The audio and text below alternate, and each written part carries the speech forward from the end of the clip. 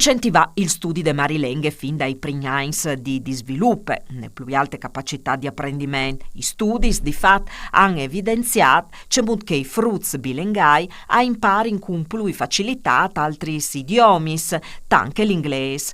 Proprio sottolineando questi benefici, Arlef evise che dai 13 di Zenar ai 14 di febbraio, dal contesto delle iscrizioni scolastiche, le famiglie sapranno scelti il furlan per tutti i cicli di studi, da scuole di infanzie a secondarie di Pingrat. L'adesione all'insegnamento al furlan in te scuole si è pandude un scelte sempre più condividude, che al dimostre il dat dall'anno passato, quando il 78% dei genitori ha optato per una didattica plurilinguale.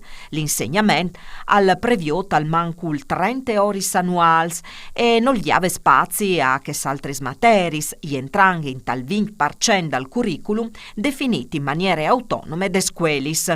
La scelta va assegnata in fase di iscrizione in linee sul portale del Ministero dell'Istruzione per primarie e secondarie di Pingrat o mediante moduli di chiarte per infanzie col supporto de segretaries scolastichis. A rinforciare il percorso didattico alle anche anin il manuale provomu di Arlef e Region donata ai arlev de primarie che assielzin il furlan.